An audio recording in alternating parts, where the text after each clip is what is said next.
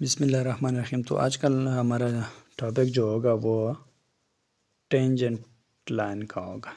ठीक है, अब टेंजेंट लाइन हमारे पास क्या है, आपने अगर गौर किया हो तो हमारे पास इसी तरह का सर्कल आ रहे थे।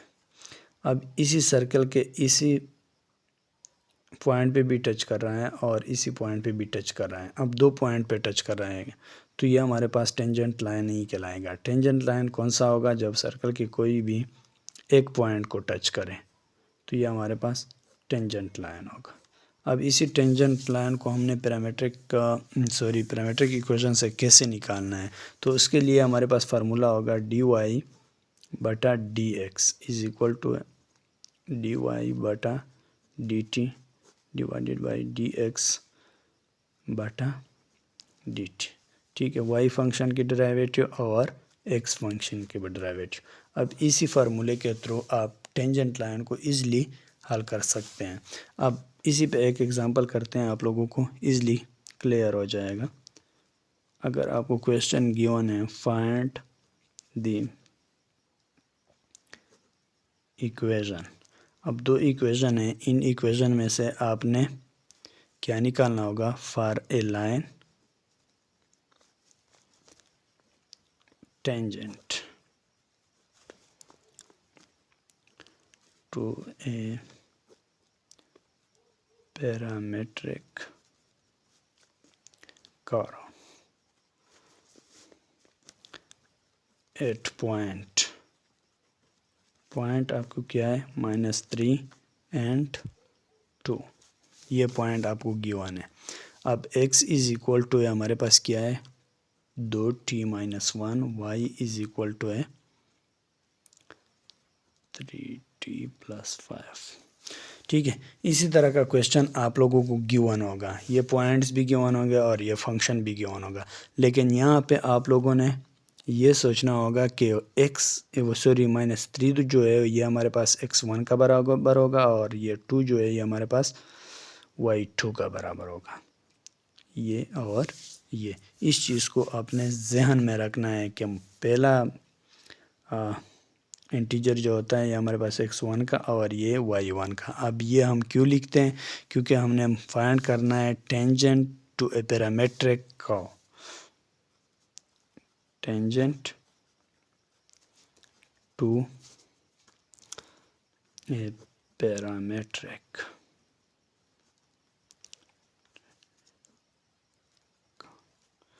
अब टेंजेंट टू पैरामीट्रिक कर्व जो होता है इसके लिए हमारे पास ज़रूरी होता है कि किसी, अब यहाँ पे एक पॉइंट कर रहा है तो इसी चीज़ को फाइंड करने के लिए हमें किस चीज़ की ज़रूरत होती है, स्लोप की। स्लोप का फार्मूला हमारे पास क्या होगा, y is equal to y minus y1 is equal to m x minus x1।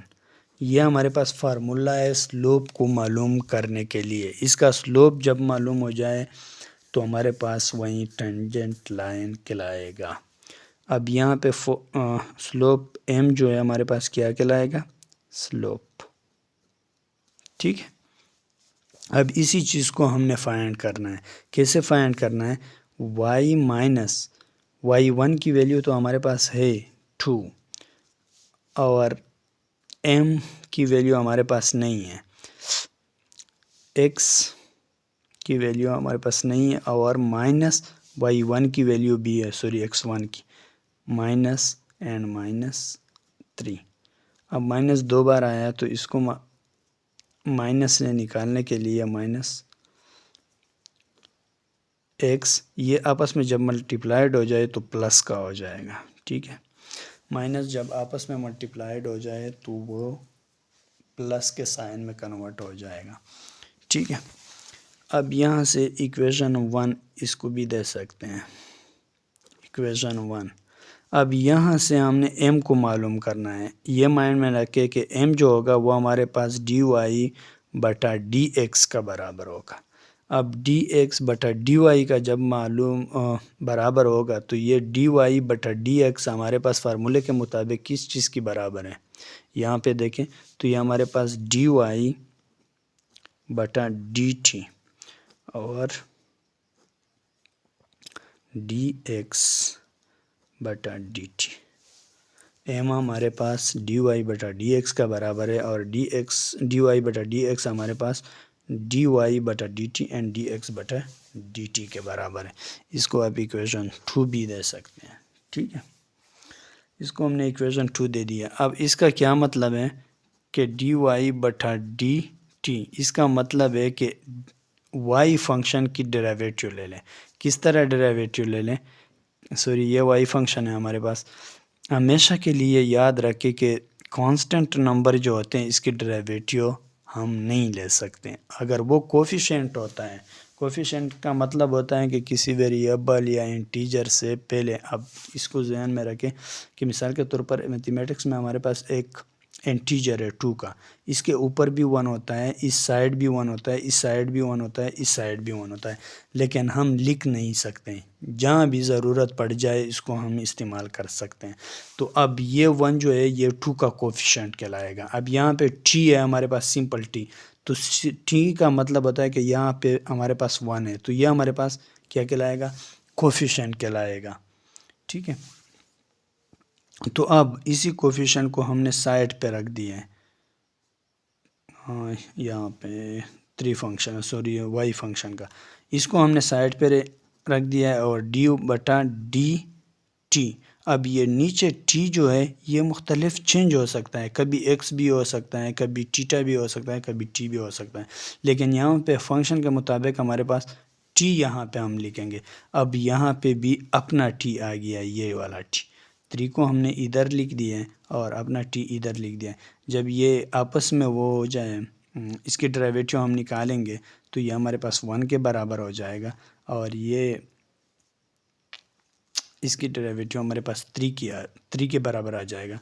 और कांस्टेंट का नंबर, सिर्फ अगर कांस्टेंट नंबर आ जाए तो इसकी डेरिवेटिव हमेशा हमारे पास 0 के बराबर होता है। क्यों 0 के बराबर होता है? क्योंकि d बटा डी टी हमारे पास ये डेरिवेटिव हम लेते हैं तो ये 0 के बराबर है। 0 जब t पे डिवाइडेड हो जाए तो ये क्या हो जाएगा? सॉरी 5 अगर इस पे डिवाइड हो जाए तो ये क्या हो जाएगा? आपस में ख़त्म हो जाएगा। ठीक है, या इतना समझ ले कि कांस्टेंट नंबर जो होता है वो हमारे पास इसकी डेरिवेटिव किस चीज़ के बराबर होगी? 0 के बराबर होगी। तो अब ये हमारे पास इसकी वैल्यू आ गई है 3। ये किसकी है? डी वाई बटा डी टी की। अब हम ले लेते हैं इसको, इक्वेशन 3 भी दे सकते हैं, डी एक्स बटा डी टी। अब एक्स फंक्शन की डेरिवेटिव, एक्स फंक्शन हमारे पास ये है, 2 को बाहर निकाले और डी वाई बटा डी टी। अब t की डेरिवेटिव हमारे पास ये आ जाएगा, प्लस कांस्टेंट नंबर जो होता है उसकी डेरिवेटिव हमारे पास हमेशा के लिए किस चीज़ के बराबर होगा? 0 के बराबर होगा। तो अब ये इसके साथ ख़त्म हो जाए और ये इसके साथ मल्टीप्लाइड हो जाए तो 2 हो जाएगा और ये प्लस 0 हमारे पास किस चीज़ के? 2 D Y sorry D X बटा डी टी। तो ये हमारे पास 2 और इसको हम इक्वेशन 4 भी दे सकते हैं। अब इन दो वैल्यू को इसी में पुट करें तो हमारे पास, साइड पे लिखता हूँ, किस चीज़ के बराबर आ जाएगा? ये वैल्यू और ये वैल्यू अगर मैं इसी में पुट करूँ तो यह हमारे पास हो जाएगा 3 बटा 2। अब ये किस चीज़ की वैल्यू है? डी वाई बटा डी एक्स। अब डी वाई बटा डी एक्स क्या है हमारे पास? m। तो हमारे पास m की वैल्यू यहाँ पे निकल आई। अब इसी वैल्यू को आप इसी में पुट करें, इक्वेशन 1 में पुट करें, y minus 2 3 divided by 2 x plus 3। मज़ीद भी सिंप्लीफाई कर सकते हैं, लेकिन आपके पास जो टेंजेंट लाइन आ रहा है वो ये आ रहा है। ठीक है, तो सिर्फ इनमें 2-3 चीज़ों को अपने माइंड में रखें कि फ़र्स्ट ऑफ ऑल जो हमारे पास फार्मूला होता है उसको याद कर लें और दूसरा फंक्शन को इस चीज़ को भी याद कर लें कि पहला वैल्यू जो होता है वो हमारे पास x1 का होता है और दूसरा वैल्यू हमारे पास y1 का होता है। ये y2 नहीं है, y1 है।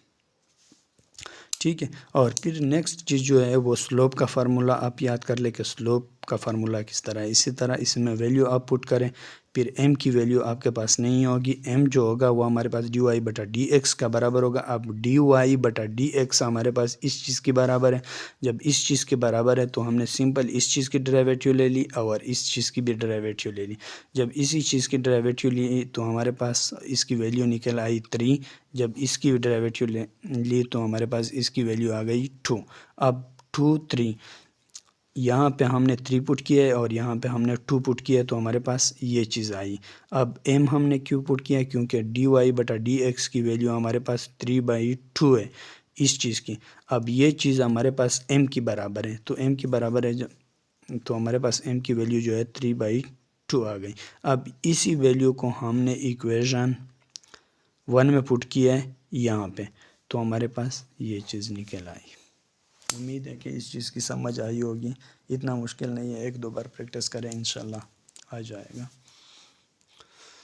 तो ये टेंजेंट लाइन था हमारा इस पे इंशाल्लाह 1-2 एग्जांपल और भी करते हैं।